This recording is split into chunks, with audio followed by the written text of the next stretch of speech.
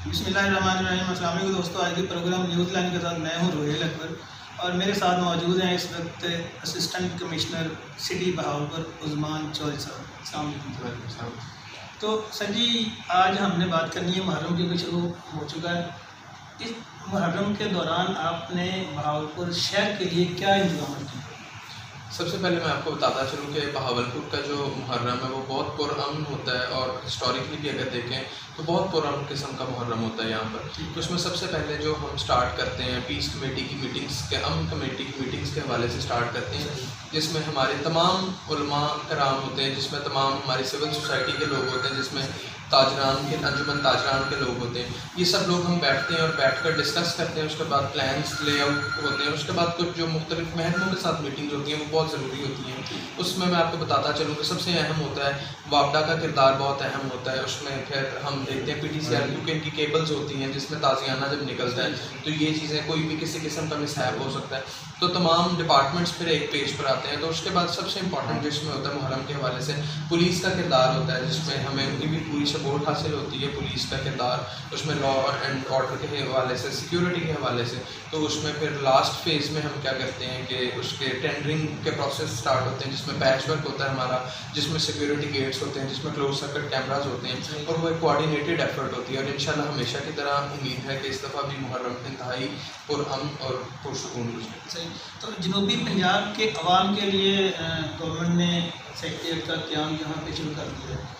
तो यहाँ के आप समझते हैं कि लोगों के मसले मसाइल जो इधर ही हल हो जाएंगे बजाय इसके तो लाहौर जाए, क्या फ़ायदा होगा लोगों को? बिल्कुल, इस हवाले से मैं आपको बताता चलूँ सर कि जनूबी पंजाब के सेक्रेटेरिएट के क़याम से सबसे इंपॉर्टेंट चीज़ तो ये है कि लोगों की रीच होगी। दूसरी चीज़ ये है कि governance at the local level नज़र आएगी लोगों को।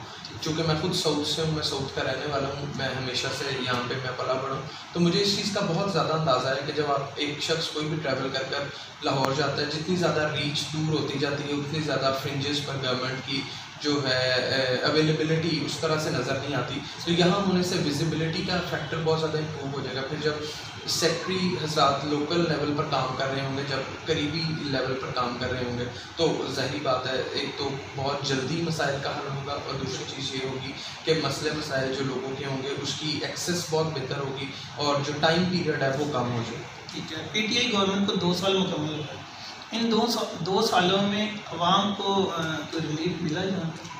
गवर्नमेंट का सबसे बड़ा विजन इसमें मैं बताता चलूँ कि जो मोस्टली इग्नोर्ड फैक्टर होता है कि जितना मेरे ख्याल से PTI की गवर्नमेंट ने इस वक्त एनवायरनमेंट पे PTI की गवर्नमेंट का या हमारी इस गवर्नमेंट का फोकस है, वो आज से पहले किसी गवर्नमेंट का उस तरह से फोकस एनवायरनमेंट के ऊपर नहीं था। यहाँ तक कि 14 अगस्त के हवाले से भी अगर हम देखें तो हमने अगर एक तरफ सब्ज़ लाली परचम लगाया तो दूसरी तरफ एक सरसब्ज पेड़ लगाया, उसको पौधे को बड़ा करने का, परवान चढ़ाने का। फिर दूसरा सबसे इंपॉर्टेंट फैक्टर जो है अकाउंटेबिलिटी के हवाले से हमारी जो एक विजन रही है इस गवर्नमेंट की, उसको भी भरपूर तरीके से तक़वियत मिली है और उसको आगे लेके जाने का मौका मिला। तीसरा जो ग्रास रूट लेवल पर गवर्नेंस सिस्टम बेहतर हुए हैं, ये भी एक बहुत बड़ा जो शहर है इसका इसी PTI की गवर्नमेंट के सर बांधना। बिल्कुल ठीक है। ये अभी पोलियो की मुहिम चल रही है। लाहौर में एक पोलियो का केस सामने आया है और वहाँ की जो हेल्थ की टीमें हैं वो बहुत अच्छा काम करी, मगर उसके बावजूद पोलियो का एक केस सामने आ गया। तो बहावलपुर में इस वक्त पोलियो के हवाले से आपकी कोशिश है? अभी हमने 5 दिन की एक कैंपेन मुकम्मल की और इंतहाई जो कहूँ कि एक नेशनल कॉज थी पोलियो, और उस पर उसी तरह से फोकस हुआ और इंतहाई इसमें हमारी डिस्ट्रिक्ट हेल्थ अथॉरिटी की हमारे साथ सपोर्ट हासिल थी और इंतहाई मेहनती और फ़र्ज शनास किस्म के हमारे साथ अफसरान मौजूद थे।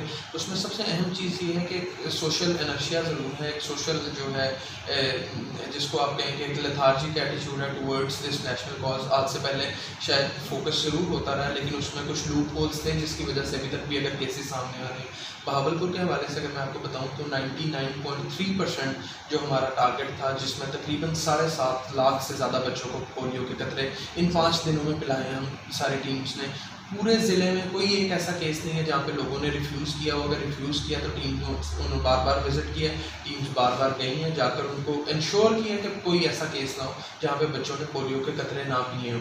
इस हवाले से हम बिल्कुल पूरी उम्मीद है कि आने वाले वक्तों में इंशाल्लाह यहाँ पाकिस्तान से भी बाकी दुनिया की तरह इस पोलियो का वायरस का सद्भाव कर सकें। ठीक है, ये पीटीआई गवर्नमेंट है, इसमें सियासतदानों का आपकी ब्यूरोक्रेसी पर कितना अमल दखल है? मेरा इसमें एक और पर्सपेक्टिव है जो कि मेरा इंतहाई ज़ाती ख्याल है, वो ये है कि कोई भी सियासतदान जो होता है वो भी मुआशरे का एक बहुत बड़ा स्टेक होल्डर होता है, मुआशरे का बहुत बड़ा रिप्रेजेंटेटिव होता है। और किसी भी गवर्नमेंट की खूबसूरती ये होती है कि ये दोनों आर्म्स जो होते हैं गवर्नमेंट के, जिसमें एक लेजिस्लेटिव आर्म है, एक एग्जेक्टिव आर्म है, दोनों अगर एक साथ चलें, एक गाड़ी के दो पहियों की तरह चलें तो वो बहुत खूबसूरत होता है। जो कि यहाँ पे अभी इसी तरह मैं फील करता हूँ कि एक बड़ा ज़बरदस्त इनपुट है, हमारे जितने सियासतदान होते हैं उनका बड़ा ज़बरदस्त इनपुट होता है।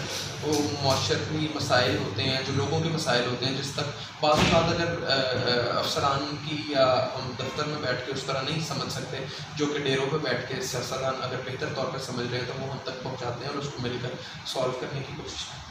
ठीक है चौधरी साहब, अभी क्योंकि चीनी का बहरान पिछले दिनों बड़ा शदीद रहा, चीनी 60 रुपये से 105 रुपये तक चलेगी, 116 रुपये तक चलेगी। तो आप क्योंकि ये चीनी का एक हब है, यहाँ पे शुगर इंडस्ट्री है और लोगों का स्टोरेज भी है, लोग स्टोर कर लेते हैं, फिर उसको महंगे दामों में फरोख्त करते हैं। आपने इस सिलसिले में कोई चीनी की चोर बाज़ारी को पकड़ी? मैं अपने टेन्योर में आपको अर्ज़ करता चलूँ कि अभी तक 2 से 3 इस तरह की कार्रवाइयाँ हम कर चुके हैं।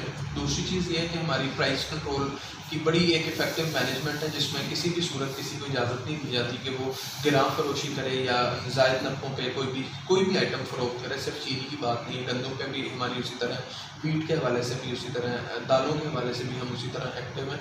दूसरी चीज़ ये है कि कार्टल्स अगर मौजूद हैं यहाँ पर बहावलपुर में, उस तरह का हमारे सामने कोई चीज़ रिपोर्ट नहीं, जहाँ रिपोर्ट होती है जिसमें हमें एजेंसीज़ का हमारी बड़ा सपोर्ट हासिल होती है कि हमें वक्तन फ़वक्तन रिपोर्ट्स इस तरह की आती रहती हैं जो कि हमारी एजेंसीज़ हैं रिपोर्ट करती हैं, फिर हम उस पर मिलकर उनके साथ एक्शन करते हैं, जिसकी वजह से बहावलपुर की हद तक मैं आपको यकीन दिलाता चलूँ कि यहाँ पर कोई इस तरह की चीज़ नहीं है। आपको गिराम फरोशी नहीं मिलेगी और आपको ब्लैक मार्केटिंग नहीं मिलेगी, यहाँ पर आपको स्टोरेज नहीं मिलेगी जिसको ज़ख़ीरा अंदोज़ी कर। सही दोस्तों, अभी आपने उस्मान चौधरी साहब की बातें सुनी कि बहावलपुर में इस वक्त मुहर्रमुल हराम के सिलसिले में तैयारियाँ इनकी बिल्कुल मुकम्मल हैं।